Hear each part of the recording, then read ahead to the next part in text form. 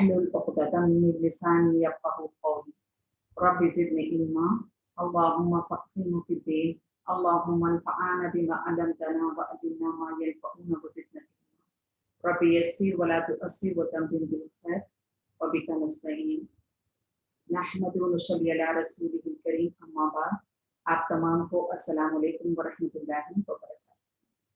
وعلیکم السلام ورحمۃ اللہ وبرکاتہ۔ وعلیکم السلام ورحمۃ اللہ۔ الحمدللہ آج ہماری موٹیویشنل سیریز کی کلاس ہے۔ الحمدللہ پچھلے 3 ہفتے سے ہم حضرت عائشہ رضی اللہ تعالی عنہا کی حیات مبارکہ کی زندگی کے جو واقعات ہیں ہم اس کو تفصیلی طور پر جاننے کی کوشش کر رہے ہیں۔ الحمدللہ آج ہمارا تیسرا پارٹ ہے اور یہ آخری پارٹ بھی ہے۔ الحمدللہ آج انشاءاللہ ہم حضرت عائشہ رضی اللہ تعالی عنہا کی حیات مبارکہ کو مکمل کریں گے اور اس سے ہم لیسنس لینے کی کوشش کریں گے۔ اللہ سبحانہ وتعالیٰ نے خود قرآن میں اور نبی کریم صلی اللہ علیہ وسلم نے ہمیں ان امہات المومنین کو اپنا آئیڈیل بنانا اور اپنے لیے رہنما بنانے کا حکم دیا ہے، اور اللہ تعالیٰ نے اللہ کے نبی نے ہمیں حدیث بتائی ہے جس میں یہ بات بتائی گئی ہے کہ جنت کی جو خواتین ہیں وہ 4 ہیں، اور پھر حضرت عائشہ رضی اللہ تعالی عنہ کے سلسلے میں نبی کریم صلی اللہ علیہ وسلم نے کئی مرتبہ بشارتیں دی۔ سبحان اللہ۔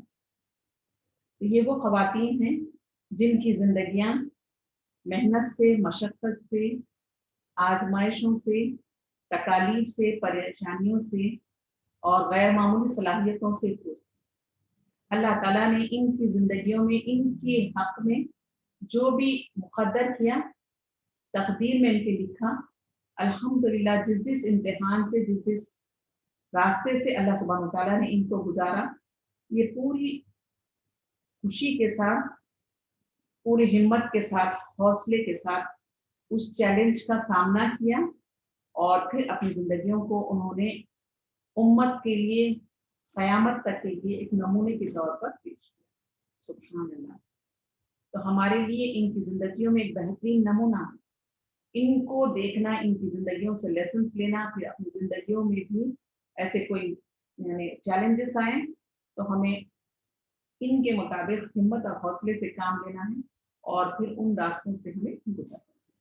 تو الحمدللہ ہم نے حضرت عائشہ رضی اللہ تعالی عنہا کی بچپن، پھر آپ کا نبی کریم صلی اللہ علیہ وسلم سے نکاح، پھر نبی کریم صلی اللہ علیہ وسلم اور حضرت عائشہ رضی اللہ تعالی عنہا کی محبت، پھر ان دونوں کا ایک خاص ریلیشن اور نبی کریم صلی اللہ علیہ وسلم کی آپ کے لیے شدید محبت، اور دونوں کے ریلیشن کہتے تھے بحیثیت میاں بیوی کے، یہ تمام تفصیلات الحمدللہ ہم نے لاسٹ کی۔ آئیے آپ کی زندگی کے وہ پہلو جس میں آپ صرف نبی کریم صلی اللہ علیہ وسلم کی ایک واحد زوجہ یا بیوی نہیں تھی، بلکہ نبی کریم صلی اللہ علیہ وسلم نے اللہ کے حکم سے، حکمت، نبوت کی حکمت اور تقاضوں کے مطابق، ریکوائرمنٹ کے مطابق آپ صلی اللہ علیہ وسلم نے 1 سے زائد نکاح کیے، اور آپ نے تقریباً 13 نکاح کیے۔ تو آپ دیکھیں آپ کی ایک فیملی بہت بڑی فیملی تھی، اور آپ نے سوائے حضرت عائشہ کے جتنی بھی خواتین سے نکاح کیا وہ یا تو بیوہ تھیں یا تو ڈیورس تھیں، اور ان کی اپنے پہلے شوہروں سے اولادیں بھی۔ سبحان اللہ۔ تو آپ نے ان سے نکاح کیا اور نہ صرف ان بیویوں کی ذمہ داری اٹھائی بلکہ ان کے جو پہلے شوہروں کے جو بچے تھے ان کو بھی دیکھ ریکھ کی ذمہ داری آپ نے دی۔ الحمدللہ اس طریقے سے آپ کی ایک بہت بڑی فیملی۔ پھر اس کے ساتھ دوسرا آپ کا کار نبوت تھا۔ نبوت کی اتنی بڑی ذمہ داری تھی جو 24 آورس آپ کی توجہ کا محتاج تھی۔ آپ کی فیملی 24 آورس کی توجہ کی محتاج تھی، لیکن الحمدللہ اللہ سبحانہ وتعالیٰ نے آپ کے وقت میں اتنی برکت دی تھی کہ آپ اپنی ہر ذمہ داری کو بہت ہی بہترین طریقے سے، بہت آسانی کے ساتھ اس کو آپ سنبھال لیتے اور اس کو انجام دیتے۔ سبحان اللہ۔ تو ہمارے لیے سیکھنے والی بات نبی کریم صلی اللہ علیہ وسلم کی زندگی سے کہ آپ ملٹی ٹاسک تھے، اور آپ نے ہر ذمہ داری کو، آپ کو جو ذمہ داری اللہ تعالیٰ نے لگائی، جو ذمہ داریاں آپ کے اوپر تھیں، آپ نے ان کو بہت ہی बेहतरीन तरीके से और बहुत ही आसान तरीके से उनको निभाया और उससे आपने लुत्फ अंदोज हुए, यानी उन कामों को करते हुए आपने इंजॉय किया।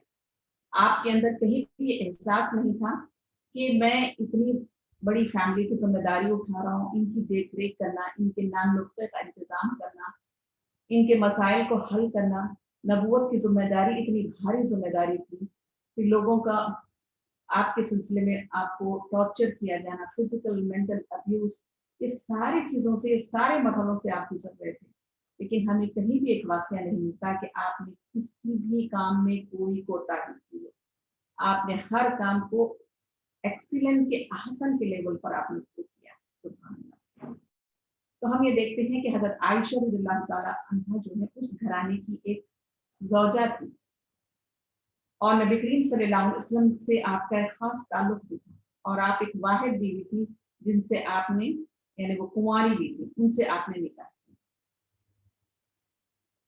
अल्हम्दुलिल्लाह हजरत आयशा ने अपनी जिम्मेदारियों को भी बहुत बेहतरीन तरीके से निभाया। खास तौर पर नबी करीम सल्लल्लाहु अलैहि वसल्लम का मामूल था कि आप अपने घर में भी नबूवत के फराइज अंजाम देते थे। यानी आप एक शोहर थे, आप एक बाप थे, लेकिन उसके साथ साथ आप एक नबी भी थे। तो आपने कभी भी जो अपनी, यानी इज्तिमाइयत की जो जिम्मेदारी थी, कौम और मिल्लत की तरफ आपकी जो जिम्मेदारी थी, उसमें आपने उस जिम्मेदारी को एक लम्हे के लिए भी आप नहीं थे और उस जिम्मेदारी को आप हर वक्त जब भी जरूरत होती घर में भी उस जिम्मेदारी को आप निभाने की कोशिश करते। हमारा क्या मामला होता है कि हम लोग दुनिया वालों को यानी खैर और भलाई की तालीम देते हैं, लेकिन अपने घर वालों को, अपने शोहर को, अपने बच्चों को या अपनी बीवियों को हम इससे महरूम रखते हैं। तो ये बहुत बड़ी यानी कोताही है हम लोगों की तरफ से कि हम जिस चीज को सही समझ रहे हैं, जिस चीज को हम हक समझ रहे हैं, जिस चीज को अपने लिए बेहतर समझ रहे हैं, जिसके लिए हम वक्त निकाल रहे हैं, टाइम निकाल रहे हैं और उस पर अमल करने की कोशिश कर रहे हैं, तो कैसे हम अपने जिनसे हम मोहब्बत करते हैं, जिनकी भलाई का हमें हर वक्त ख्याल रहता है, जिनकी भलाई, जिनकी सेहत के लिए हम लोग अपनी कुर्बानियां देते हैं, अपने वक्त की, अपने टाइम की, अपनी सेहत की तक भी हम कुर्बानी देते हैं अपने बच्चों, अपने शोहर या बीवी और बच्चों के ख्याल रखने के लिए। तो फिर हम इस अहम जिम्मेदारी से कैसे कोताही कर सकते हैं जिस चीज के लिए हम वक्त निकाल रहे हैं। हमारी सबसे पहली जिम्मेदारी ये है, हमें ये सीखने को मिलती है कि नबी करीम सल्लल्लाहु अलैहि वसल्लम अपने घर में भी नबूवत के फराइज अंजाम देते। इसकी एक मिसाल मैं आपके सामने रखना चाहूंगी।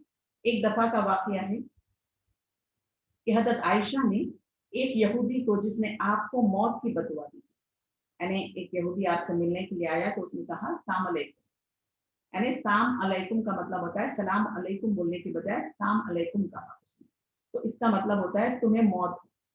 तो हजरत आयशा, उसने जबान को इस तरह से मोड़ कर कहा। हजरत आयशा उसके यानी सलाम करने के पीछे जो उसका इंटेंशन है वो समझ गई और आपने भी उसको सेम रिप्लाई कर दिया, यानी सख्ती से जवाब दिया। तो नबी करीम सल्लल्लाहु अलैहि वसल्लम ने फरमाया, आयशा खुदा मेहरबान है, वो नरमी को पसंद करता है और नरमी से वो देता है जो सख्ती से नहीं देता, सुभान अल्लाह, और ना किसी और तरह से देता है। यानी नरमी से, नरम रवैये के जरिए से, नरम अल्फाज के जरिए से हम वो चीज हासिल कर लेते हैं जो सख्त और पनिशमेंट के जरिए से हम वो चीज हासिल नहीं कर सकते। तो अल्लाह के नबी ने फौरन हजरत आयशा को टोक दिया और उनकी तरबियत फरमाई और कहा कि इस तरह से वो कर रहा है तो करने दें, मगर तुम्हें इस तरह से नहीं करना चाहिए। फिर एक मर्तबा का वाकया है कि रेशम जो है, यानी सिल्क और जो सोना है, गोल्ड जो है, इसका इस्तेमाल खास तौर पर औरतों के लिए जायज, लेकिन ये उम्महातुल मोमिनीन थी, उम्मत के लिए, ये उम्मत की माएँ थी और इनकी जिंदगियां उम्मत के लिए एक नमूना थी। तो आप देखिए इनके अंदर जो है, यानी दुनिया की आम खवातीन की तरह से, यानी जीनत का होना, आराइश का होना, सजे सजाए घर हो, सजे सजाए वो खवातीन हो, ये मुनासिब नहीं था। तो आपको इस चीजों से, यानी आराइश और जेबायत से, यानी डेकोरेशन से, या बहुत ज्यादा सजी सजाई औरतें, इस तरह से ऐसी चीजों को आप नापसंद फरमाते और इस बिना पर आप अपने घर में भी इस तरह की यानी चीजों को नापसंद फरमाते। एक मर्तबा का वाकया है कि हजरत आयशा ने सोने के कंगन पहने। आपने फरमाया मैं तुमको इससे बेहतर तदबीर न बताऊं, तुम इन कंगनों को उतार दो और चांदी के 2 कंगन बनवाकर इन पर जाफरान करना चाहिए। हजरत आयशा रज़ियल्लाहु ताला रिवायत करती हैं कि आपने हमको 5 चीजों से मना फरमाया, यानी खवातीन के लिए मुबाह है, ये जायज है, शौहर के लिए बनना और संवरना यानी इजाजत दी गई है, इनकरेज किया गया है, तरगीब दी गई है। लेकिन यहाँ पर आप देखिए शौहर खुद इस चीज को नापसंद फरमाता है कि उनकी बीवियां सजी सजाई बनी बनाई हमेशा तैयार बीवियां, मेकअप से आरास्ता बीवियां आपको पसंद नहीं था। आप अपने घर को भी बहुत सादा रखना पसंद करते थे, आपको आराइश और ज़ेबाइश यानी पसंद नहीं था, आप ऐसी चीजों को नापसंद फरमाते थे। तो हजरत आयशा एक हलाल चीज, एक मुबाह चीज थी जो औरतों के लिए इनकरेज की गई, शौहर के लिए पहनने के लिए तरगीब दी गई, उसी मुनासिबत से आपने सोने के कंगन पहने। तो आपने फौरन उनसे कहा कि ये चीज अलाउड है, लेकिन मैं जो चीज पसंद करता हूँ, मैं तुमको एडवाइस करता हूँ कि तुम चांदी के 2 कंगन बनवा लो और उन पे जाफरान करने लगा। फिर हजरत आयशा रज़ियल्लाहु ताला फरमाती है कि आपने हमको 5 चीजों से मना किया। रेशमी कपड़े यानी बहुत ज्यादा महंगे, और बहुत ज्यादा रेशमी क्या होता है, रेशमी जो कपड़ा होता है, सिल्क जो होता है वो बहुत महंगा होता है और बहुत ही नरम और बहुत ही महीन और बहुत ही अट्रैक्टिव होता है। सोने के जेवर, सोने और चांदी के बर्तन, तो आपने क्या मना फरमाया, यानी उम्मत के लिए आपने नबी करीम सल्लल्लाहु अलैहि वसल्लम ने 3 चीजों को मना फरमाया, रेशमी कपड़े, सोने के जेवर, सोने और चांदी के बर्तन, सुर्ख नरम गद्दे यानी सुर्ख लाल कलर रंग के, खास तौर पर गद्दे यानी बिस्तर जो है वो नरम होने से आपने मना फरमाया, और कतान आमेज रेशमी कपड़े यानी जो बहुत महंगे कपड़े होते हैं उनसे आपने मना फरमाया। मैंने अर्ज किया अगर थोड़ा सा सोना हो जिसमें मुश्क बांधी जा सके तो कुछ मुजायका नहीं, फरमाया चांदी की थोड़ी जाफरान से रंग दिया करो। तो आप देखिए आम औरतों को आपने मना नहीं फरमाया, लेकिन आपका घराना एक नमूना था, आप एम्बेसडर, आप और आपकी फैमिली एम्बेसडर ऑफ इस्लाम थे। लोग आपको देखकर इस्लाम सीखते थे और आपकी जिंदगी के लेसन्स लेते थे। तो कैसे आप बताइए कि ये बहुत ही यानी आम औरतों की तरह इनको रहने का हुक्म दिया जाता। तो आप सल्लल्लाहु अलैहि वसल्लम ने इन चीजों से मना फरमाया उम्महातुल मोमिनीन को, यानी रेशमी कपड़ों से, सोने के जेवर से और सोने चांदी के बर्तन से और सुर्ख नरम गद्दे और कतान आमेज रेशमी कपड़ों में। आप देखें हमारे यहाँ जो हमारा बिस्तर होता है, जो हमारे बेड होते हैं, जो हमारे बेडरूम्स होते हैं, यानी कितने सजे सजाए होते हैं और कितने ज्यादा आरामदायक होते हैं। इतने मोटे मोटे गद्दे हैं और फिर उसके ऊपर इतने खूबसूरत बेडशीट्स हैं, तकिए हैं। तो आप देखिए बेडरूम में जाने के बाद ऐसा एहसास होता है कि कोई नई नवेली का कमरा, नई नवेली दुल्हन का कमरा। तो इस तरह से आप सल्लल्लाहु अलैहि वसल्लम ने मना फरमाया, क्योंकि सजे सजाए घर, सजे सजाई औरतें, सजे सजाए बिस्तर, आराइश और जीनत से आरास्ता घर और बिस्तर और खवातीन जो हैं यानी इंसान को गाफिल करने का बात बनती, इंसान को गफलत में डाल देती। ऐश और इशरत जो है, आराइश और ज़ेबाइश जो है इंसान को गफलत का शिकार करती है। उसको दुनिया के अतराफ के लोगों की तंगी, परेशानी, लोगों का जज्बात का एहसास, सारी चीजें खत्म हो जाती है। कोई गुरूर का शिकार हो जाता है, तकब्बुर का शिकार हो जाता है। यानी हम ये कह रहे हैं कि ये सारी चीजों का हम इस्तेमाल करते हैं और फिर हम ये कह रहे हैं कि हम बहुत सिंपल हैं, हम हम्बल हैं। नहीं, ये चीजें इफेक्ट करती हैं इनडायरेक्टली, ये चीजें इंसान की नफ्सियात पर, दिल पर, दिमाग पर असरअंदाज होती हैं और इसकी वजह से फिर इंसान जो है तकब्बुर का शिकार होता है, गफलत का शिकार होता है और फिर उसको दुनिया के जो इंसान दूसरे हैं उसको कमतर नजर आने लगता है। और इसी वजह से अल्लाह के नबी जो है अपने घर में, हम देखें एक मरतबा नबी करीम सल्लल्लाहु अलैहि वसल्लम एक चटाई पर सो रहे थे, हजरत उमर आए तो आप उठकर बैठ गए, तो आपके बदन पर उस चटाई के निशान थे। तो आप रोने लगे और कहने लगे ए अल्लाह के नबी, फैसल और कसरा तो महिलात में रही, दुनिया का हर ऐश उठाएं और आप जो दोनों जहां के यानी बादशाह हैं, यानी दोनों जहां इस दुनिया के आप बादशाह, यानी नबूवत आपको दी गई, दुनिया में सबसे बेहतरीन इंसान आपको दोनों जहानों में करार दिया गया है اور وہ اس चटाई पर लेटे हुए हैं और आपके जिस्म पर मार खाते हैं। तो आपने फरमाया कि उमर हमारे लिए दुनिया नहीं आखिरत है। तो इससे हजरत आयशा को भी आपने खास तौर पर अपने घर के सिलसिले में इन चीजों से मना फरमाया। और फिर आपने कहा कि क्या थोड़ा भी सोना हम इस्तेमाल करें? तो आपने फरमाया नहीं, चांदी ले लो और उसको जाफरान से रंग किया। और घर में हमेशा हर मौके पर आप अखलाक की तालीम देते थे। इसकी मिसालें जैसे एक आपको मैं और एक दूंगी। एक दफा हजरत आयशा ने अपने हाथ से आटा पीसा, इसकी टिक्कियां बनाई, आप बाहर से तशरीफ लाए तो नमाज में मशगूल हो गए। इनकी आंख लग गई, एक पड़ोसन की बकरी आकर इनको खा गई। हजरत आयशा डरी के बकरी को मारे, यानी आप दौड़ी उसके पीछे और बकरी को मारने के लिए। आपने रोका और टोका, आयशा हमसाया को तकलीफ न दो। सुभान अल्लाह। आपने यानी पड़ोसी की बकरी आके आपका आटा खाकर चली गई तो आप उसको मारने के लिए दौड़े, तो आपने फरमाया कि अपने पड़ोसी को तकलीफ ना दो, क्योंकि वो उसकी बकरी है, अगर तुम इसको मारोगे तो पड़ोसी को तकलीफ होगी। तो अरब में किसी खाने का दस्तूर था, लेकिन नबी करीम सल्लल्लाहु अलैहि वसल्लम इसको पसंद नहीं फरमाते थे। एक बार किसी ने इसका गोश्त का तोहफा भेजा, आपने नहीं खाया। हजरत आयशा रज़ियल्लाहु ताला अन्हा ने कहा, या रसूलुल्लाह मोहताजों को ना खिला दें, यानी अल्लाह के नबी को पसंद नहीं था तो आपने नहीं खाया। तो आयशा रज़ियल्लाहु ताला अन्हा ने कहा कि मैं इसको मोहताजों को यानी किसी दूसरे गरीब लोगों को दे देती। फरमाया जिसको तुम यानी आप खाना ना पसंद करो, दूसरों को भी ना खिलाओ। इतनी बेहतरीन बात है कि जो चीज खुद नहीं पसंद करते हैं और खुद नहीं खाना चाहते हैं, किसी दूसरे को भी वो चीज ना खिलाई जाए। आपने यह हुक्म दिया, सुभान अल्लाह। फिर उसके बाद हम देखते हैं कि आपकी जो फैमिली है नबी करीम सल्लल्लाहु अलैहि वसल्लम की बहुत बड़ी फैमिली, तो इसमें आपको सौकनों का भी साथ था, यानी अल्लाह के नबी अपने शौहर की दूसरी बीवियों का भी साथ आपकी जिंदगी में। भले ही हर उम्महातुल मोमिनीन के हुज्रे अलग थे, यानी घर हर एक के अलग थे, हर एक का घर अलग अलग था, लेकिन बाजू बाजू यानी एक साथ ही थे।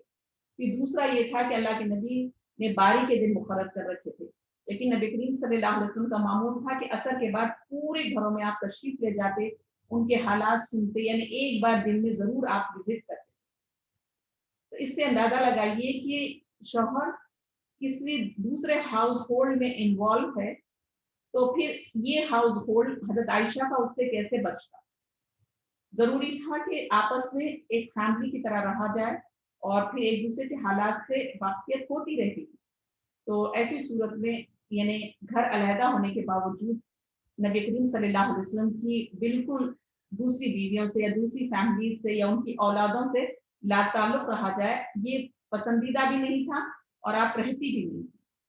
तो और औरत के लिए यानी दुनिया की सबसे तल्ख चीज यानी जो कड़वी चीज है, एक सौकन का वजूद।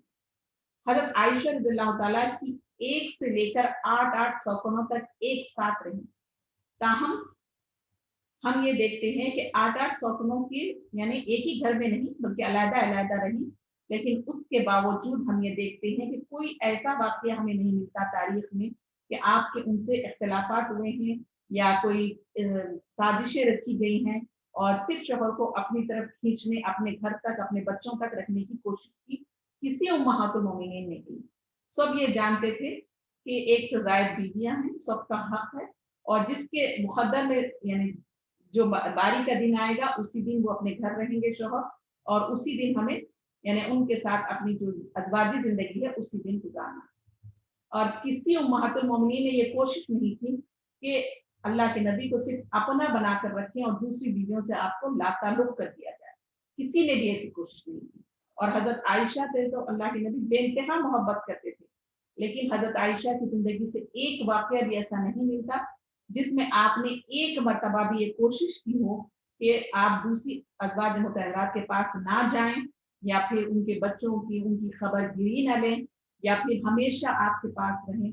इस तरह की कभी भी हमें कोई मिसाल नहीं मिलती, बल्कि आपके हक में जो हिस्सा आया आप उसी पे खाने रही और उसी में आप अपनी जिंदगी को हंसी खुशी गुजारने की कोशिश करती थी। नबी करीम सल्लल्लाहु अलैहि वसल्लम ने कई असबाब से मुख्तलिफ औकात में 10 निकाह किए।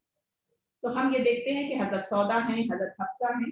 तो इस तरह से आपने नबी करीम सल्लल्लाहु अलैहि वसल्लम ने हजरत आयशा से यानी बीबी खदीजा का तो आपसे निकाह के वक्त में इंतकाल हो चुका था, हजरत सौदा मौजूद थी, फिर उसके बाद हजरत आयशा, फिर उसके बाद हम ये देखते हैं कि 7 से ज्यादा यानी 7 से ज्यादा खवातीन से हजरत आयशा के बाद आपने निकाह किया, सुभान अल्लाह।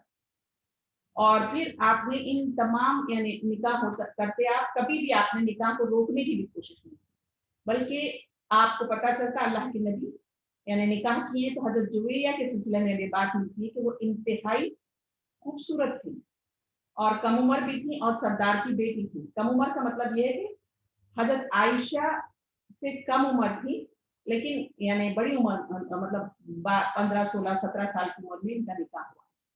सबसे कम उम्र में निकाह हुआ हजरत आयशा का। तो हजरत आयशा कहती है कि जब मैं उन्हें देखने के लिए गई तो मुझे रश्क आया और मुझे थोड़ा सा फील हुआ कि ये बहुत ही खूबसूरत और बहुत ही हसीन थी, और थोड़ा सा मैंने फील किया। इस तरह से आप देखेंगे हजरत ज़ैनब बिन्ते जहश थी, ये आपकी फतीजात बहन थी और बहुत खुददार भी थी और मिजाज की थोड़ी तेज भी थी। तो इस वजह से भी आप देखेंगे यानी हर मिजाज की उम्महातुल मोमिनीन थी, लेकिन आपका कभी भी इनसे कोई खास इख्तिलाफ नहीं हुआ। हाँ, मोहब्बत के सिलसिले में कभी कभार कोई चीजें हो गई वो अलग बात है, लेकिन कोई ऐसा शदीद और बहुत बड़ा किस्म का आपका इख्तिलाफ इनसे नहीं हुआ। कि दूसरी चीज हमें आपकी सौतेली औलाद भी मिलती है।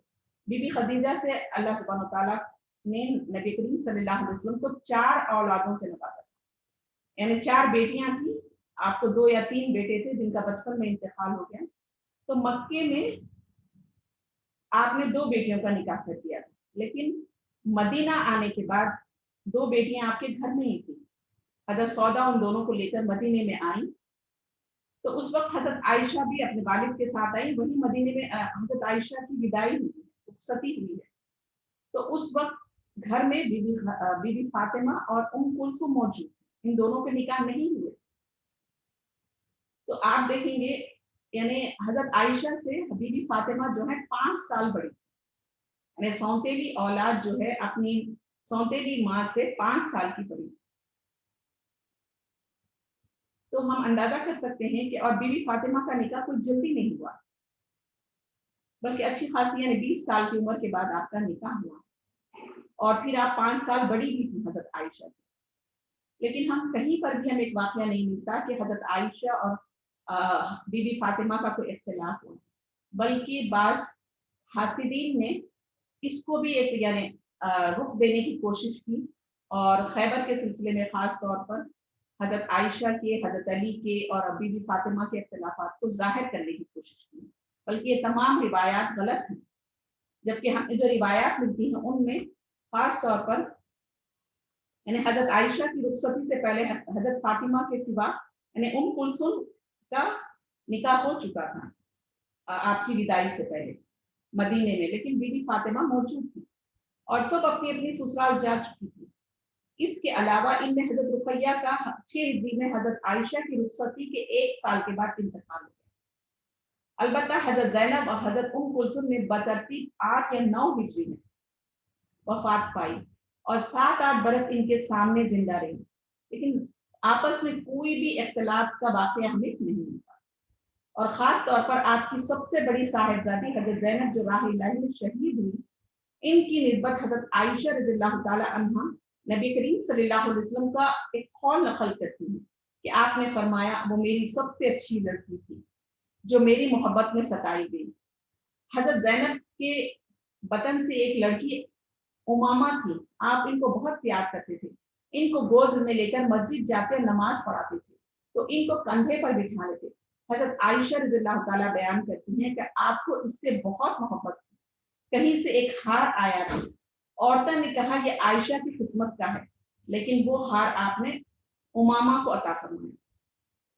फिर हजरत आयशा की रुखसती के वक्त हजरत फातिमा कुंवारी थी, लेकिन इनसे यानी 5-6 बरस बड़ी भी थी, या 1 साल या उससे कम भी हो सकता है। दोनों माँ बेटी एक साथ ही रही होंगी। 2 हिजरी के बीच में वो यानी 6 हिजरी के बीच में वो हजरत अली से इनका निकाह हो गया। शादी के लिए जिन माओं ने हजरत अली से निकाह के वक्त में जो भी सामान था जमा किया माओं ने, उनमें हजरत आयशा भी शामिल थी और नबी करीम सल्लल्लाहु अलैहि वसल्लम के हुक्म से उन्होंने खास तौर पर उनका एहतमाम भी किया। यानी आपने मकान लीपा, बिस्तर लगाया, अपने हाथ से खजूर की चाल ढूंढकर तकिए बनाए, चौहारे तकसीम किए, लकड़ी की एक अग्नि तैयार की, इस पर पानी की मुश्क और कपड़े लटकाए। वो खुद बयान करती हैं कि फातिमा की निकाह से कोई अच्छा निकाह मैंने नहीं देखा।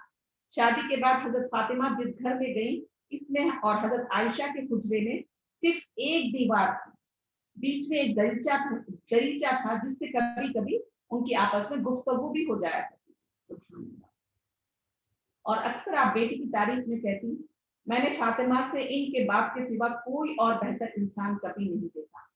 एक ताबई ने हजरत आयशा से पूछा कि अहमद सल्लल्लाहु अलैहि वसल्लम को सबसे ज्यादा कौन महबूब थे? बोली फातिमा। कहती है कि मैंने फातिमा से ज्यादा बैठने उठने में, बातचीत के तरीकेकार में, चलने में नबी करीम सल्लल्लाहु अलैहि वसल्लम से मिलता जुलता किसी और को नहीं देखा। जब नबी करीम सल्लल्लाहु अलैहि वसल्लम आप यानी वो आपकी खिदमत में आती, आप खड़े हो जाते, आप सल्लल्लाहु अलैहि वसल्लम उनकी पेशानी चूम देते और अपनी जगह पर बिठाते। इस तरह जब आप उनके घर तशरीफ ले जाते तो वो भी खड़ी हो जाती, बाप को बोसा देती और अपनी जगह पर बिठाती। और खास तौर पर वो हदीस जो हमें मिलती है कि हजरत फातिमा के अहले बैत और आले अबा में होने का जिक्र है। यानी आप एक हदीस बयान करती हैं कि आपने अपने एक चादर में बीबी फातिमा, हजरत अली और उनके बच्चों को ले लिया था। तो ये हदीस हजरत आयशा बयान करती है। सुभान अल्लाह। एक मर्तबा का वाकया है कि हजरत आयशा कहती हैं कि हम सब बीवियां आपके पास बैठी थी कि फातिमा सामने से आई, बिल्कुल हज़रत सल्लल्लाहु अलैहि वसल्लम की जैसी चाल थी वैसी ही थी, जरा भी फर्क ना था। आपने बड़े मोहब्बत से बुलाकर पास बिठा लिया, फिर चुपके चुपके इनके कान में कुछ कहा, वो रोने लगी। इनकी बेकरारी देखकर आपने फिर इनके कान में कुछ कहा, वो हंसने लगी। हजरत आयशा फरमाती है कि मैंने कहा, फातिमा तमाम बीवियों को छोड़कर सिर्फ तुमसे नबी करीम सल्लल्लाहु अलैहि वसल्लम अपनी राज की बात कहते हैं और तुम रोती हो। आप जब उठ गए तो मैंने वाकया दरियाफ्त किया। बोली, मैं बाप का राज नहीं फाश करूंगी। जब आपका इंतकाल हो गया तो मैंने दोबारा कहा, फातिमा मेरा जो तुम पर हक है इसका वास्ता देती हूँ, इस दिन की बात मुझसे कह दो। उन्होंने कहा, हाँ अब मुमकिन है। मेरे रोने का सबब ये था कि आपने अपनी जल्द वफात की इत्तला दी थी। हंसने का बात ये था कि आपने फरमाया, फातिमा क्या तुम ये पसंद नहीं करती कि तुम दुनिया की यानी तमाम दुनिया की औरतों की सरदार हो? सुभान अल्लाह। तो इस हदीस से हमें पता चलता है कि दोनों माँ बेटी के ताल्लुकात कितने खुशगवार नजर आते हैं। और ये हजरत फातिमा के अखीर यानी आखिरी उम्र का वाकया है। तो इससे हमें पता चलता है कि खास तौर पर मीरास और फिदक के झगड़ों में, जैसा कि मीरास का जब इंतकाल हो गया नबी करीम सल्लल्लाहु अलैहि वसल्लम का, तो उसके बाद हजरत बीबी फातिमा के सिलसिले में बाद स्कॉलर्स ये कहते हैं कि वो फिदक की जो जमीन थी और इनहेरिटेंस की तकसीम के लिए आप हजरत अबू बकर के यहाँ आई थी। तो हजरत अबू बकर सिद्दीक रज़ियल्लाहु ताला अन्हु ने फरमाया कि अंबिया की विरासत नहीं होती, यानी अंबिया कोई माल और जायदाद नहीं छोड़ते हैं, सिर्फ इल्म छोड़ते हैं और इल्म ही उनकी विरासत है। तो इस तरीके से आपने फिदक का जो हिस्सा यानी अल्लाह के नबी की हयात में उनके कब्जे में था, आपने उसको बीबी फातिमा के हवाले नहीं किया। आपने ये बात बयान की थी। तो लोग ये कहते हैं कि इसकी वजह से हजरत आयशा और अबू बकर सिद्दीक और बीबी फातिमा और हजरत अली के दरमियान एक नाराजगी पैदा हो गई थी, इख्तिलाफ पैदा हो गया।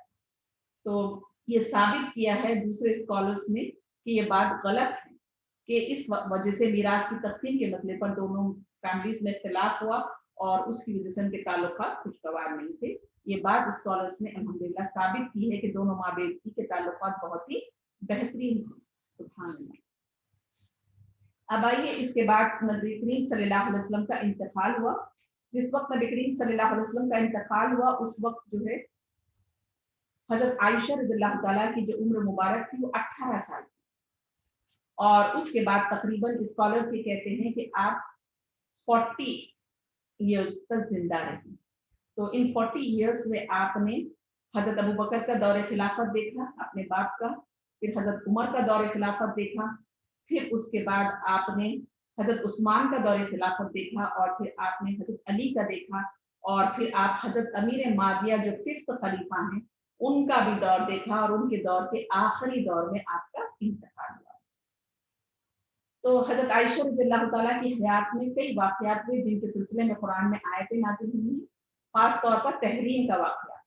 تحریم کا واقعہ کا مطلب یہ ہے کہ حرمت سے اس کا تعلق ہے، اور اسی سلسلے میں اللہ تعالیٰ نے قرآن میں سورہ تحریم کو نازل کیا ہے، اور اس میں امہات المومنین کے سلسلے میں جو ذریع سی لفزش ہوئی تھی اس کو اللہ تعالیٰ نے نبی کریم صلی اللہ علیہ وسلم کو یعنی بتایا گیا کہ تم اپنی بیویوں کی خوشنودی کے لیے اللہ نے جس چیز کو حلال قرار دیا اس کو حرام نہ کرو، تو یہ کہلاتا ہے تحریم کا واقعہ۔ تو جیسا کہ ہم تمام لوگ یہ بات جانتے ہیں کہ ازواج مطہرات کی دو ٹولیاں، یعنی جو ایک رتبے کے، جیسا حضرت ابوبکر اور حضرت عائشہ حضرت ابوبکر کی بیٹی تھی، حفصہ عمر کی بیٹی تھی، تو اس طرح سے دونوں میں اکثر کیا ہے برابری کا یعنی کمپٹیشن رہتا تھا۔ دونوں یہ سمجھتی تھی کہ ہم برابر کے ہیں اور ہمارے والد نبی کریم صلی اللہ علیہ وسلم کے قریبی ساتھیوں میں سے ہیں۔ تو اس طرح سے بعض سردار کی بیویاں تھیں تو ان کو بھی یہ تھا کہ ہم سردار کی بیویاں ہیں۔ تو الحمدللہ اس طرح سے یعنی ان کے باپوں کے رتبے کی وجہ سے، پوزیشن کی وجہ سے، یا ان کے باپوں کی سرداری کی وجہ سے، اور کئی ریزن تھے جس کی وجہ سے امہات المومنین کے بعض امہات المومنین ایک ہی درجے ایک ہی لیول کی تھیں اور بعض الگ لیول کی تھیں۔ تو اس وجہ سے کیا ہو گیا تھا، دو ٹولیاں بن گئی۔ ایک ٹولی جو تھی حضرت عائشہ، حضرت حفصہ، حضرت سودا، حضرت صفیہ، اور دوسری حضرت زینب اور دوسری بیویاں۔ اور نبی کریم صلی اللہ علیہ وسلم کا معمول تھا کہ نماز عصر کے بعد تھوڑی تھوڑی دیر تمام ازواج کے پاس جا کر بیٹھیں۔ آپ تمام بہنوں سے گزارش ہے مائک کو میوٹ۔ تو اللہ کے نبی ہمیشہ ہر دن آپ اپنے تمام ازواج کے پاس جا کر بیٹھتے تھے، اور آپ کے عدل انصاف کا یہ حال تھا، ذرا کسی کی طرف پلہ جھک نہیں سکتا تھا۔ لیکن ایک مرتبہ کا واقعہ کہ حضرت زینب کے ہاں چند روز تک معمول سے زیادہ آپ تشریف فرما ہو گئے، کیونکہ اوقات مقرر تھے، اور ان ٹائم پر یہ ٹائم پر اللہ کے نبی آتے ہیں ہمارے گھر، اس طرح سے سب کو اپنا اپنا ٹائم پتا تھا، وہ ٹائم پر وہ سب لوگ انتظار کرتے تھے۔ لیکن 2-3 دن تک اللہ کے نبی حضرت زینب کے یہاں ہی زیادہ دیر ٹھہر گئے، تو حضرت عائشہ اور حضرت حفصہ جو ہیں ان کو تھوڑی سی تشویش ہوئی کہ اللہ کے نبی کیوں حضرت زینب کے یہاں اتنی دیر ٹھہر گئے۔ دونوں نے تحقیق کی تو پتا چلا کہ آپ ایک ایسا شہد ہے جو نبی کریم صلی اللہ علیہ وسلم کو اس کا ڈرنک پلا رہی ہیں، جو آپ کو بہت پسند آ رہا ہے، اور اس کی وجہ سے آپ وہاں زیادہ دیر بیٹھ گئے۔ تو فوراً ان لوگوں نے کیا کیا، حضرت عائشہ نے حضرت حفصہ سے اور حضرت سودا سے اس کا ذکر کیا کہ انہیں بھی کوئی تدبیر کرنی چاہیے۔ تو آپ بہت زیادہ نظافت پسند تھے، یعنی آپ بہت ہی صاف ستھرے رہنا اور پسند فرماتے تھے اللہ کے نبی، اور اللہ کے نبی کو کسی بھی قسم کی بدبو وغیرہ سخت ناپسند تھی۔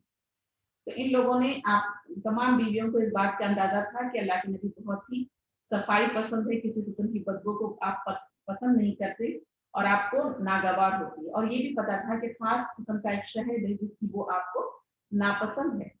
تو اس سے فائدہ اٹھاتے ہوئے ان لوگوں نے کیا کیا، جس کو عرب میں مغافیر کہا جاتا ہے، یعنی ایک خاص قسم کا پھول ہوتا ہے جس کی بو میں ذرا یعنی تھوڑی سی جیسے بولتے ہیں نا بدبو آتی ہے، یعنی ایک ایسی قسم کی بو ہوتی ہے جیسے شراب کی ہوتی ہے، تھوڑی سی کہیں، یعنی نبیز کہتے ہیں اس کو۔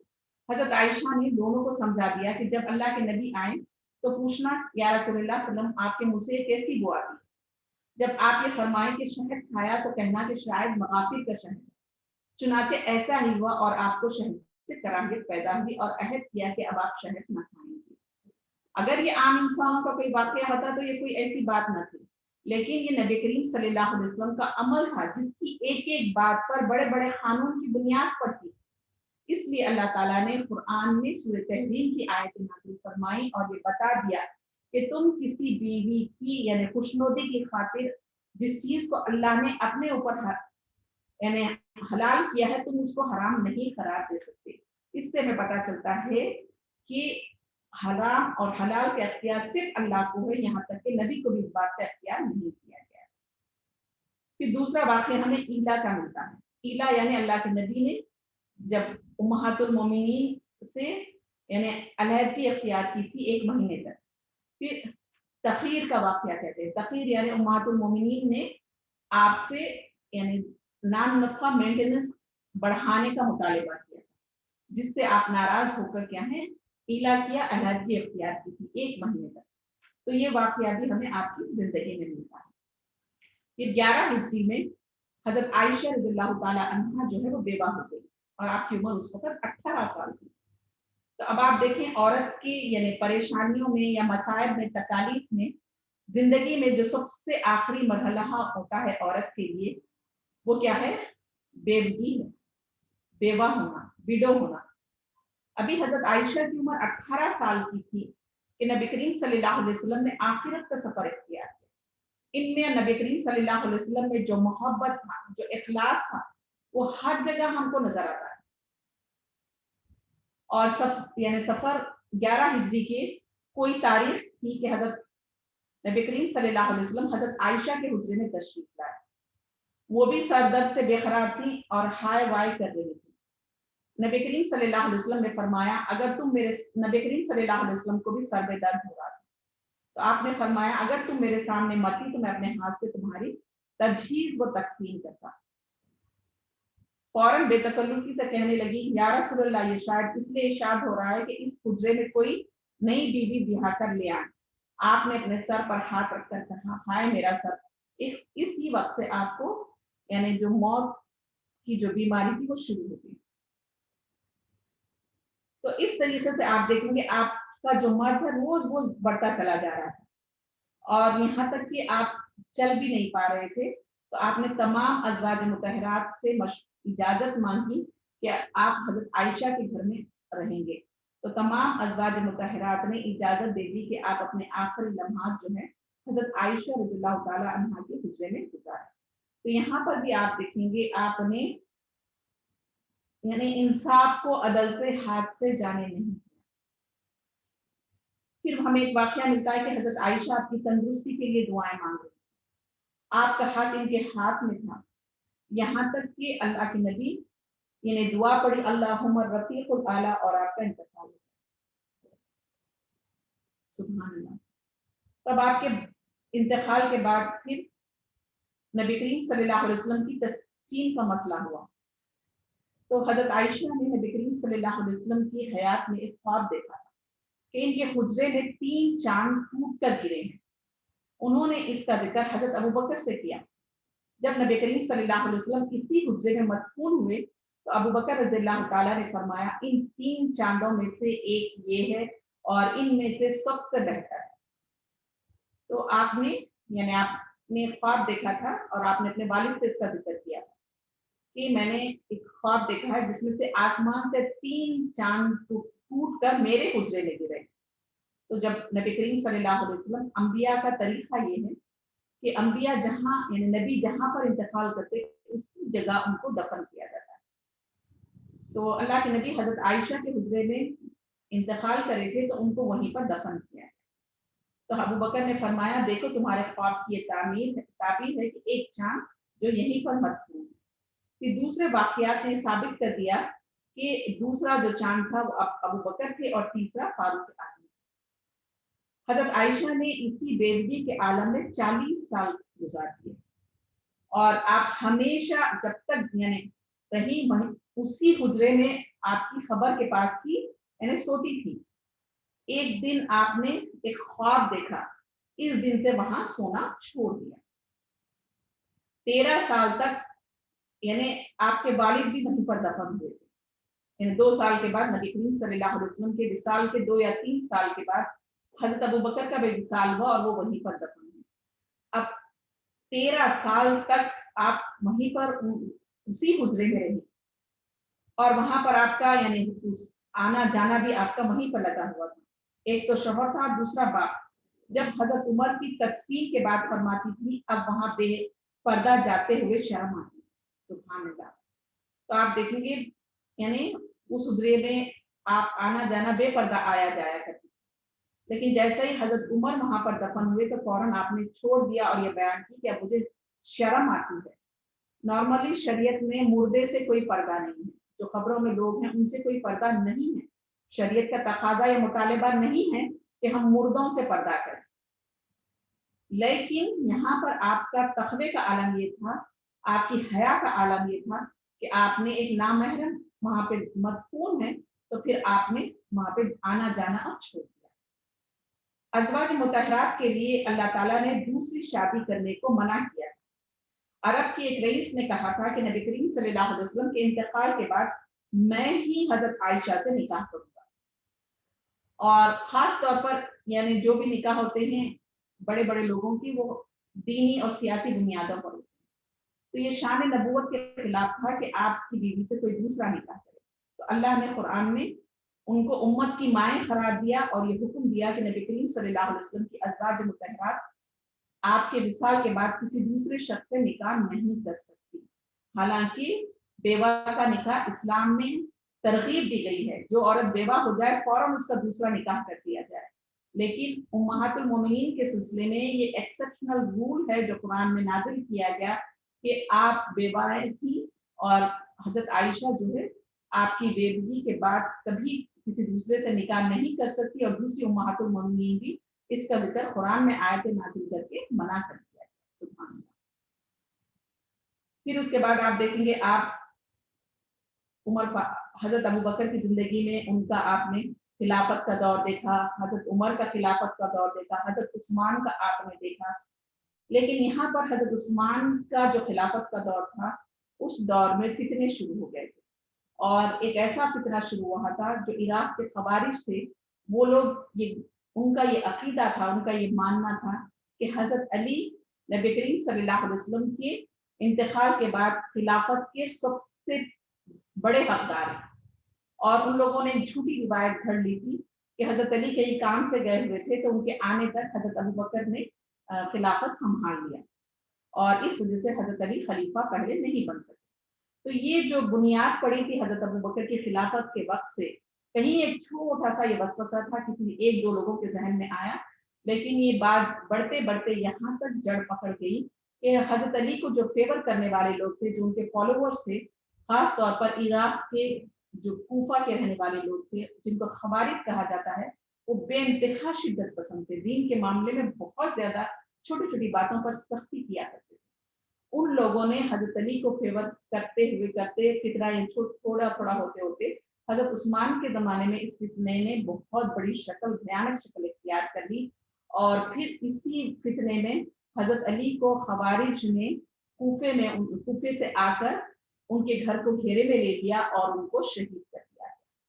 تو یہ جو شہادت تھی حضرت عثمان کی، جس کی وجہ سے حضرت عائشہ اور بہت سارے امہات المومنین اور مدینے کے رہنے والے یہ بات مانتے تھے، یقین رکھتے تھے، سمجھتے تھے کہ حضرت عثمان جو ہیں مظلومانہ ان کو شہید کر دیا گیا، ان پر ظلم ہوا اور ان کو مظلومانہ شہید کیا گیا۔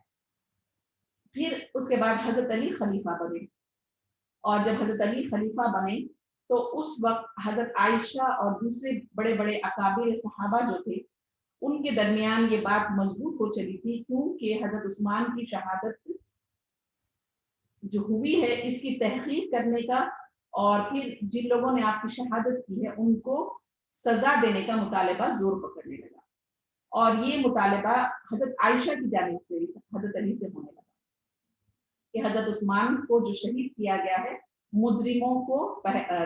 مجرموں کی پہچان کی جائے، تحقیق کی جائے اور ان کو سزا دی جائے۔ تو یہ مطالبہ بڑے بڑے صحابہ، کیونکہ آپ مظلومانہ شہید کیے گئے، آپ گھر میں تھے اور ان کے گھر کو کئی ہفتوں سے گھیرے میں رکھا گیا تھا اور ان کو قتل یعنی شہید کر دیا گیا۔ تو یہ بات کو لے کر بڑے بڑے صحابہ، ان میں حضرت عائشہ بھی شامل تھی، اور اس کا مطالبہ حضرت علی سے روز بروز بڑھتا چلا جا رہا تھا، اور جن لوگوں نے آپ کو شہید کیا تھا وہ کہیں چھپ گئے تھے اور ان کو پکڑا نہیں جا سک رہا تھا۔ تو اس وجہ سے حضرت علی کے اوپر لوگوں کو شک و شبہ ہونے لگا کہ آپ خود، کیونکہ آپ کے فالوورز اور آپ کے چاہنے والوں نے اور آپ کے خلافت چاہنے والے لوگوں نے یہ کام کیا ہے، اور اس وجہ سے حضرت علی ان کو پکڑ نہیں رہے ہیں اور ان کو سزا نہیں دے رہے ہیں۔ تو یہ خیال ایک شیطان کی طرف سے آیا، اور اس کی وجہ سے ہم یہ دیکھتے ہیں کہ جنگ جمل ہوئی، جب یہ مطالبہ زور پکڑا اور یہاں تک کہ یہ بات اتنی پھیلی اور اتنی زیادہ ہوئی کہ پھر حضرت عائشہ کے ساتھ ایک گروہ ہو گیا صحابہ کا، اور دوسرا گروہ حضرت علی کے ساتھ ہو گیا، اور خاص طور پر بصرہ سے جو ہے 700 کے قریب لوگ جمع ہو گئے، اور پھر ایک یعنی حضرت عائشہ اپنے اونٹ پر घोड़े पर सवार होकर खुद एज ए फौजी और सिपहसालार के तौर पर मैदान में निकल आई। तो एक गलतफहमी ऐसी हुई कि ये बात शैतान ने इतनी फैलाई कि हजरत अली ने कुछ कहा भी नहीं, फौज को जमाया भी नहीं, लेकिन बसरा से एक टोली जो है वो हजरत अली के नाम पर आई और मैदान में जमा। लोगों को ये पता चला कि हजरत अली ने फौज को जमा कर लिया। फिर हजरत आयशा अपने साथियों को, उनके साथ जो बड़े बड़े सहाबा थे, खास तौर पर अब्दुल्ला बिन जुबैर जो आपके भांजे भी थे, वो भी इस मुतालिबे में आगे आगे। तो बड़े बड़े सहाबा को जब इस बात की इत्तला मिली तो उन्होंने भी यानी फौज लेकर निकली और हजरत आयशा इसकी कमान संभाले हुई थी और मैदान जंग में दोनों फौजें आमने सामने हो गई। और अभी कुछ बातचीत यानी जब ये दोनों फौजी जो है मैदान जंग में जमा हो गए तो फिर बीच में लोगों ने मिडलिंग की और फिर आपस में बातचीत शुरू हुई और गलत फहमियों को दूर हो गई। तो हजरत आयशा वापस जाना चाहती थी और हजरत अली भी वापस जाना चाहते थे। जब उन खवारिज को इस बात की इत्तला मिली कि दोनों के दरमियान सुलह हो गई है तो उन लोगों ने साजिश की और फिर उन लोगों ने जंग शुरू कर। और इस तरीके से बहुत बड़े बड़े सहाबा जो है इस जंग जमल में, इस जंग को जंग जमल का नाम दिया जाता है और इसमें बड़े बड़े सहाबा शहीद हो गए। और इस वाक़े पर हजरत अली और हजरत आयशा को बेइंतहा मलाल था कि एक गलतफहमी की बुनियाद पर हम जंग में जमा हुए और खास तौर पर हजरत आयशा खुद एज ए सोल्जर के खुद कमांड संभाले हुए आप वहां पर पहुंचे। तो इस्लाम में जो है यानी खास तौर पर इमामत और जो फौजी होते हैं, कमांडर इन चीफ जो होते हैं मैदान जंग में, वो मर्द होते हैं। अल्लाह ताला ने मर्द और औरत की जो फितरी सलाहियतें हैं, उनकी जो जिस्मानी साख है, इस बुनियाद पर इनके दायरेकार को अलग रखा है, लेकिन जरूरत पड़ने पर ये मना भी नहीं किया गया है। तो हजरत आयशा जब जरूरत पड़ी और उनकी बात को लोग हजरत नबी करीम सल्लल्लाहु अलैहि वसल्लम के विसाल के बाद बहुत अहमियत देते थे। क्यों कि आप उनकी ज़ौजा मोहतरमा थी, आपने उनके साथ जिंदगी गुजारी थी और अल्लाह के नबी आपको बहुत पसंद फरमाते थे और आपकी बात को अहमियत देते थे, ये सारे लोगों को पता है। तो इसी वजह से एक ग्रोह तैयार हो गया था और फिर ये मसला उठा और जंगे जमल। इससे हमें पता चलता है कि जरूरत पड़ने पर यानी औरत अगर इमाम बने या सोल्जर बने तो इसमें कोई हर्ज नहीं है, लेकिन इमाम बनने का मतलब ये है कि खातून मर्द की तरह नमाज में आगे खड़ी होकर मर्दों और औरतों की इमामत करेगी, नहीं, ये मना है। बल्कि औरतों की ही इमामत करेगी नमाज में और उनके दरमियान खड़े होगी। औरत को किसी हाल में भी नमाज की इमामत का इख्तियार नहीं दिया गया है आगे खड़े होकर मर्द और औरतों की, सिर्फ औरत ही औरतों की इमामत कर सकती है और वो भी उनके दरमियान सफ में खड़े होकर। ये सीखने की जरूरत है। लेकिन जंग में यानी आपको as a commander in chief आपको यानी सिचुएशन ऐसी आई कि आपको ही आगे आगे आना पड़ा। आप आगे आई, लेकिन जब मामले की असलियत आपको पता चली तो आप काफी शर्मिंदा हुई। हजरत अली भी शर्मिंदा हुए और मामला दोनों के दरमियान यानी बगैर जंग के सुलझ गया था, लेकिन बीच के लोगों ने उस मामले को उभारा और जंग शुरू कर दी और इस तरह से एक बहुत बड़ा फितना पैदा हुआ और बहुत सारे लोग शहीद हो गए।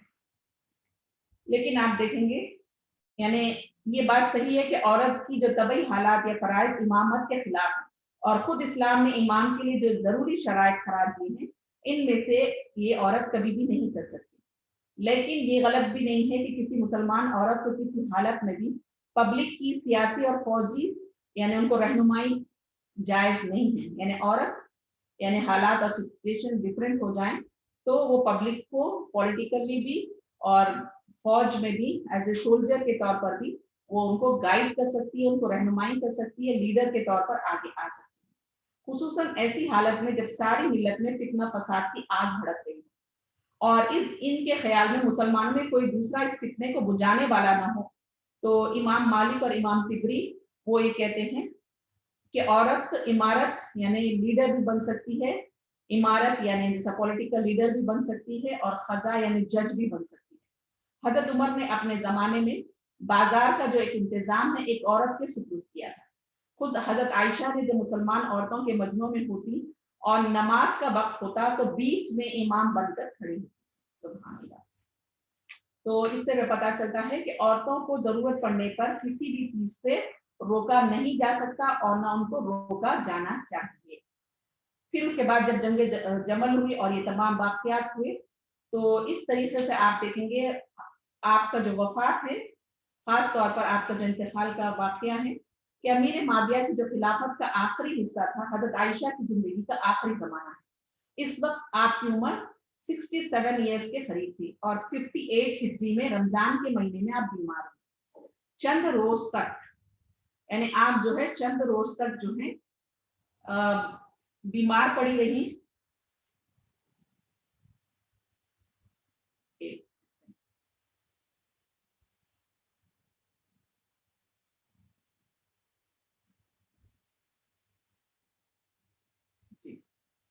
चंद रोज तक आप बीमार रही। फिर उसके बाद यानी कोई खैरियत पूछता, फरमाती अच्छी हूँ। यानी आपसे कोई सवाल किया जाता तो फौरन कहती है अच्छी हूँ। आपको ये पसंद नहीं था कि लोग आए आपकी यानी बार बार आपसे पूछे आप कैसी हैं। जो लोग भी अयादत को आते बशारत देते, फरमाती ऐ काश में पत्थर होती, ऐ काश में किसी जंगल की जड़ी बूटी होती।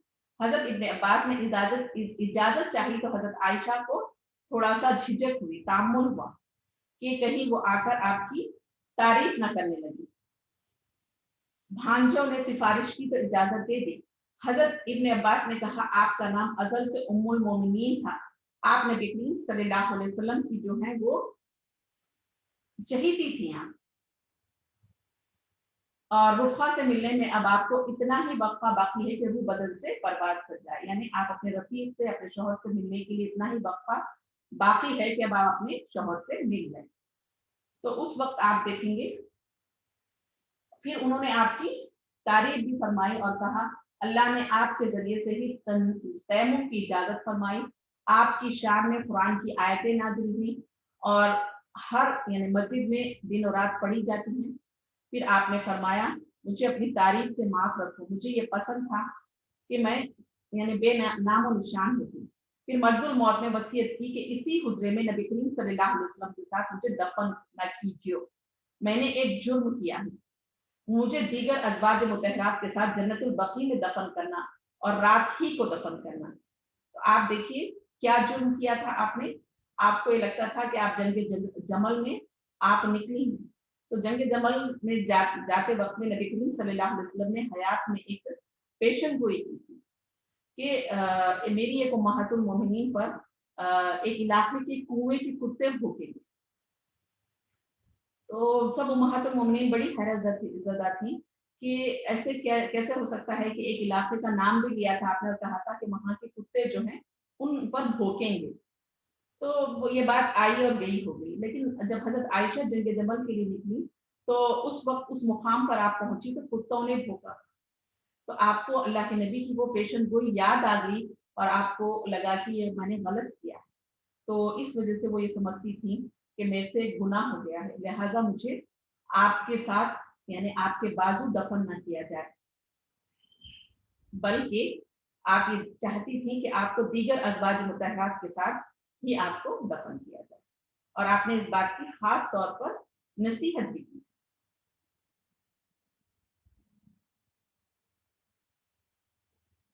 किसी ने अर्ज किया आप नबी करीम सल्लल्लाहु अलैहि वसल्लम के और अबू बकर के साथ दफन होता तो बेहतर था। फरमाया अगर ऐसा हुआ तो पिछला अमल जाता रहेगा और नया शुरू करो। फिर रमजान की 17 तारीख को आप यानी इशा की नमाज के बाद आपका इंतकाल हो गया। मातम का शोर सुनकर इंसान अपने घरों से निकल आए। जनाजे में इतना हुजूम था कि लोगों का बयान है कि रात के वक्त इतना मजमू कभी नहीं देखा गया। बाद रिवायतों में है कि औरतों का अज़दहाम देखकर रोज ईद के हुजूम का धोखा होता था। हजरत उम्मे सलमा ने जब ये आवाजें सुनी तो बोली आयशा के लिए जन्नत वाजिब है कि वो नबी करीम सल्लल्लाहु अलैहि वसल्लम की सबसे प्यारी बीवी थी। ये हाकिम की रिवायत है। फिर उन्होंने कहा खुदा इन पर रहमत भेजे कि अपने बाप के सिवा वो आपको सबसे ज्यादा महबूब थी। यानी नबी करीम सल्लल्लाहु अलैहि वसल्लम को आप यानी सबसे ज्यादा वो महबूब थी और नबी करीम सल्लल्लाहु अलैहि वसल्लम अपने बाप के अलावा आपको बेइंतहा पसंद थे। सुभान अल्लाह। फिर आप देखेंगे नबी करीम सल्लल्लाहु अलैहि वसल्लम ने बहैसियत टीचर के, बहैसियत लीडर के आपने जो काम किया है, आपका कंट्रीब्यूशन जो है वो गैर मामूली है। नबी करीम सल्लल्लाहु अलैहि वसल्लम ने खुद ये फरमाया था learn a portion of your religion from this Umaira. اور ایک مطلب آپ نے کہا تھا the excellence of Aisha over other women is like the excellence of curd, a type of surid, یعنی a type of food over other types of food. اور mother of fragrance, یعنی she developed the nickname the mother of fragrance. For every time a beggar knocked on her door, she would touch the money with perfume before giving it to him. یعنی mother of perfume آپ کا نام کیوں پڑا؟ عطر والی ماں، کہ آپ جب بھی کوئی یعنی پیسے مانگتا صدقے کے لیے، خیرات کے لیے، آپ کے گھر پر دروازے پر کھٹکا مارتا یا ناک کرتا یا آواز دیتا، تو آپ اس کو جب پیسے دیتی ہیں صدقے خیرات کے لیے، تو اس پیسوں کو آپ عطر سے لگاتی، ان پیسوں کو عطر لگاتی اور پھر وہ پیسے ان کو دیتی ہیں، وہ پیسے خوشبو لگا کر آپ ان کو عطا کرتی ہیں. سبحان اللہ. ہمارے یہاں ہم جب صدقہ خیرات کرتے ہیں تو ہم لوگوں کو بتاتے ہیں اور پھر ہم یہ جتانے کی بھی کوشش کرتے ہیں کہ ہم نے اتنا کنٹریبیوٹ کیا ہے، ہم نے اتنا. جبکہ آپ دیکھیں گے ان کو یہ لگتا تھا کہ میں جو صدقہ دے رہی ہوں وہی مجھے باقی رہنے والا ہے. اور یہ صدقہ یعنی آپ اتنی عزت اور احترام کے ساتھ دیتی تھیں کہ اتنی بڑی نیکی ہے کہ آپ اس کو خوشبو لگا کر، عطر لگا کر ان پیسوں کو آپ دیا کرتے. She contributed to the spreading of message of Islam even after 44 years of the death of the Prophet Muhammad sallallahu alaihi wasallam. She is known for narrating 2210 ahadith on matters of private life of Prophet Muhammad sallallahu alaihi wasallam. inheritance पे यानी میراث पर اور حج کے مسائل پر، یعنی کئی ایسے مسائل تھے جن پر آپ نے اپنی یعنی آپ نے روایت لکھی اور آپ نے خاص طور پر بتایا ہے، اور آپ نے یعنی اللہ کے نبی کی باتوں کو پھیلانے میں اپنی پوری زندگی کو وقف کر دیا. اور خاص طور پر آپ نے حدیث کے علم میں آپ کا ایک بہت بڑا کنٹریبیوشن ہے. حدیث جو احادیث جمع کی گئی ہیں اور جو روایت کی گئی ہیں، آپ کا نمبر دوسرے نمبر پر آتا ہے. حضرت ابو ہریرہ فرسٹ راوی ہیں جنہوں نے سب سے زیادہ احادیث روایت کی ہیں اور کمپائل کی ہیں، لیکن حضرت عائشہ دوسرے نمبر پر ہے جن سے تقریباً 2000 سے زیادہ 2210 کے قریب احادیث آپ نے روایت کی. تو آپ حدیث کو بیان کرنے والوں میں، راویوں میں آپ کا نمبر دوسرا ہے. پھر اس کے بعد آپ یعنی رول ماڈل ہیں خاص طور پر مسلمان عورتوں کے لیے. پھر آپ نے ایجوکیشن کو پروموٹ کرنے کے لیے اور سوشل ریفارم کے لیے غیر معمولی کنٹریبیوشن کیا. ہمارے یہاں کیا ہوتا ہے، خواتین سیلف سینٹرڈ ہوتی ہیں. سیلف سینٹرڈ کے معنی یہ ہے کہ ان کو یہ لگتا ہے کہ میں، میرا گھر، میرے بچے، بہت زیادہ ہو گیا تو میں آس پاس کے 2-4 لوگوں کو کچھ کر لوں یا اپنے ماں باپ بہن بھائیوں کا. یہ کیا ہے، خواتین اپنے رول کو اتنا ہی سمجھتی ہیں، اور بہت ساری خواتین ہمارے یہاں سیلف سینٹرڈ ہوتی ہیں. لیکن آپ دیکھیں حضرت عائشہ کی زندگی سے ہمیں یہ بات پتہ چلتی ہے کہ آپ نے اجتماعی کاموں میں، اجتماعی کام اور ملت کے جو کام ہیں ان کاموں میں بھرپور تعاون کیا، بھرپور اپنی زندگی کو وقف کر دی. آپ کو اولاد نہیں تھی، لیکن اولاد نہ ہونے کی وجہ سے آپ کو اللہ تعالیٰ نے جو فراغت دی تھی، جو آپ کے پاس ٹائم تھا، اور اللہ نے آپ کی جو نبی کریم صلی اللہ علیہ وسلم کے ساتھ رہ کر ایجوکیشن جو آپ نے حاصل کیا تھا، آپ نے اس کا بھرپور استعمال کیا. ہمارے یہاں بہت ساری خواتین نالجبل ہوتی ہیں، ڈاکٹر ہوتی ہیں، انجینئر ہوتی ہیں، اتنا وقت، اتنا پیسہ انہوں نے شادی سے پہلے لگایا ہوتا ہے، کئی پروفیشنل کورسز وہ سیکھی ہوئی ہوتی ہیں، لیکن شادی کے بعد پھر اس علم کو ضائع کر دیتی ہیں اور یہ سمجھنے لگتی ہیں کہ اصل گھر ہے اور بچے اور شوہر کی خوشنودی ہے، اور پھر اتنے پیسے، وقت اور صلاحیت جس کے پیچھے لگایا ہے اس کو ضائع کر دیتی ہیں. تو یہ بات مناسب نہیں ہے. جاب کرنا اسلام اس کی ترغیب نہیں دیتا، لیکن جو بھی علم حاصل کیا ہے اس علم کے ذریعے سے یعنی جو قوم اور کمیونٹی ہے اس کو ہم فائدہ پہنچانا چاہیے. جو ہمارے اندر ایک کانفیڈنس آتا ہے، جو ہمارے اندر پڑھنے لکھنے کی صلاحیت پیدا ہوتی ہے، اس کے ذریعے سے ہم اپنے سماج کو، سوسائٹی کو یعنی قوم کو ایک کنٹریبیوشن دیں. آپ دیکھیں گے ایک لڑکی ڈاکٹر بن رہی ہے لیکن شادی کے بعد اس کا استعمال نہیں کرتی تو اس نے ایک سیٹ کو ویسٹ کیا ہے، پھر جو پیسے دیے گئے اس کو ویسٹ کیا ہے اس نے.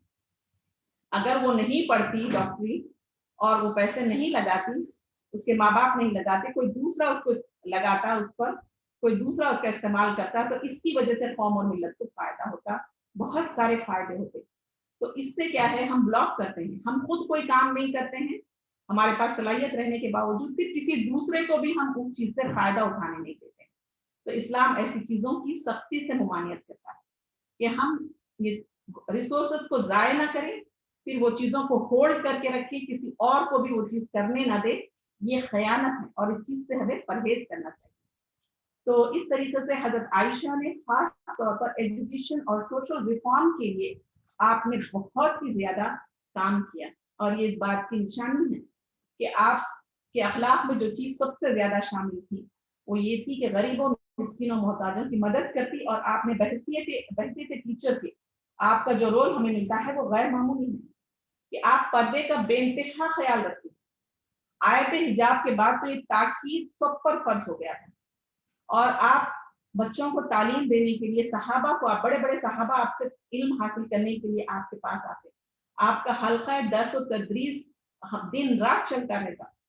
तो वैसे वक्त में बाज जो बहुत ही टैलेंटेड, बहुत ही हुनरमंद और बहुत ही ज़हीन तालिब इल्म होते, तो उनको अपने यहाँ बेरोक टोक आने जाने देने के लिए, यानी आपके घर में किसी भी वक्त कभी भी आने जाने और इल्म हासिल करने के लिए आप रखना चाहती थी, तो आप नबी करीम सल्लल्लाहु अलैहि वसल्लम की एक खास हदीस के मुताबिक अपनी किसी बहन या अपनी भांजी से इनको दूध पिलवा देती, और इस तरह इनकी रज़ाई खाला या नानी बन जाती थी और इनसे पर्दा नहीं करती थी, वरना हमेशा तालिब इल्मों यानी स्टूडेंट और इनके दरमियान पर्दा पड़ा रहता था। एक दफा हज के मौके पर चंद बीवियों ने अर्ज किया, उम्मुल मोमिनीन चलिए हुज्रे अस्वद को बोसा दे लें। फरमाया तुम जा सकती हो, मैं मर्दों के हुजूम में नहीं जा सकती। कभी दिन को तवाफ का मौका पेश आता तो खाने काबा मर्दों से खाली कराया जाता था, और बाद रिवायत से हमें ये भी पता चलता है कि तवाफ के वक्त में आप चेहरे पर नकाब डाली रहती थी, और आपने एक गुलाम को रखा हुआ था, यानी आपने एक गुलाम भी रखा था, और फिर इसको फरमाया था कि तुम्हारे पास फिदिया देने की रकम आ जाए तो मैं तुमको आजाद कर दूंगी, तो फिर मैं तुम्हारे सामने नहीं आ सकती। यानी गुलामों के सामने, नौकरों के सामने इस्लाम एक हद तक इजाजत देता है। ऐसे गुलाम यानी वो अपने मालिका को किसी फहश नजर से नहीं देखते, वो इतने कमजोर होते हैं, उनके दिल में वैसे ख्यालात नहीं आते, तो उनके सामने पर्दे की यानी जैसा हम घरों में रहते हैं उसी तरह से इजाजत दी गई। तो आपने फरमाया कि उनका गुलाम था, तो आपने बोला कि तुम तो मेरे सामने बेपर्दा आया जाया कर सकती हूँ मैं, लेकिन तुम आजाद हो जाओगे तो फिर मैं तुमसे पर्दा करूंगी। फिर आपने यानी हजरत उमर जब आपके हुजरे में दफन हुए, यानी हजरत उमर का वाक़या आता है कि हजरत उमर की एक ख्वाहिश थी कि वो नबी करीम सल्लल्लाहु अलैहि वसल्लम और हजरत अबू बकर के पहलू में दफन हो, तो आपने वो जगह अपने लिए रखी हुई थी हजरत आयशा ने, और ये बात सबको पता थी। लेकिन जब हजरत उमर की ख्वाहिश का आपको पता चला तो आपने इजाजत दे दी, और हजरत उमर ने इतनी एहतियात की थी कि कहा कि मेरा जनाजा जब उनके दरवाजे पर लेकर जाओ तो उनसे इजाजत लेना, खुशी से इजाजत दे, तब उनको मुझे दफन करना। तो आपने उनको दफन किया। फिर उसके बाद एक रिवायत में आता है कि हजरत इमाम हसन जो है आपके दौर में ही उनका इंतकाल हुआ था, तो हजरत इमाम हसन के सिलसिले में ये था कि वो नबी करीम सल्लल्लाहु अलैहि वसल्लम के पहलू में दफन होना चाहते थे, यानी दोनों जो थे अबू बकर उमर उनके साथ आप दफन होना चाहते थे। लेकिन हजरत आयशा यानी लोग उन्होंने वसीयत की कि मुझे वहां पर दफन किया जाए, हजरत यानी अबू बकर उमर के साथ में नबी करीम सल्लल्लाहु अलैहि वसल्लम के। लेकिन फिर उसके बाद यानी आपको ये लगा कि यहाँ पर ये मुनासिब नहीं है, और फिर कुछ वाकयात ऐसे हुए कि फिर हजरत इमाम हसन वहां पर दफन नहीं हुए। तो हजरत आयशा जो थी इल्मी लिहाज से न सिर्फ आम औरतों पर बल्कि उम्महातुल मोमिनीन में भी आप, और बास खासा सहाबा पर भी, और चंद यानी बुजुर्ग सहाबा को छोड़कर सहाबा पर भी आप फौकियत रखती थी। यानी आप न सिर्फ औरतों में, यानी आपकी इल्मी हैसियत इतनी बेहतरीन थी, इतनी हाई लेवल की थी कि आप न सिर्फ औरतों पर, उम्महातुल मोमिनीन पर आपको फजीलत थी, बल्कि चंद सहाबा को छोड़कर आप तमाम सहाबा पर भी फजीलत रखती थी।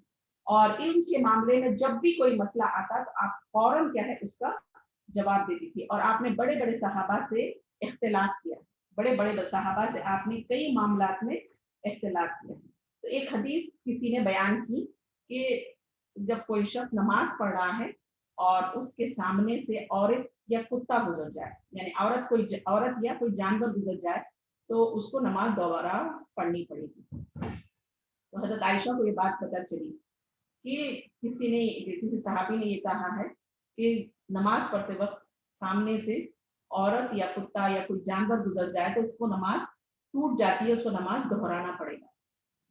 तो आप ये सुनी तो बहुत नाराज हुई और कहने लगी कि कैसे उन्होंने हमें, उस सहाबी का नाम दिया और कहने लगी कैसे उन्होंने हमें औरतों को जानवरों के बराबर करार दिया कि हम औरतें अगर किसी नमाजी के सामने से गुजरेंगी तो उसकी नमाज टूट जाएगी, उसको नमाज दोहराना पड़ेगा।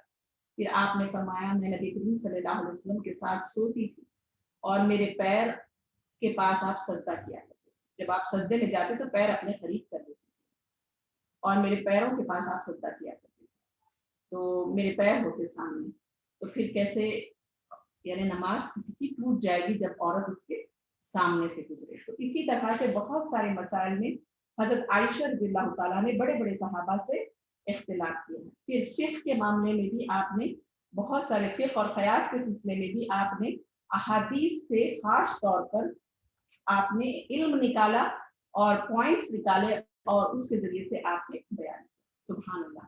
फिर आप बहुत ही बेहतरीन तकरीर करती थी, आप एक बहुत बड़ी शायरा थी और आप तालीम दिया करती थी और फतवे दिया करती थी और आप इशादात बयान करती थी, और जब कोई मसले के सिलसिले में आपसे कंफर्म किया जाता तो आप फौरन उन मसलों पर आप बात बयान करती थी और कहती थी कि कैसे इन्होंने ऐसे कैसे कह दिया।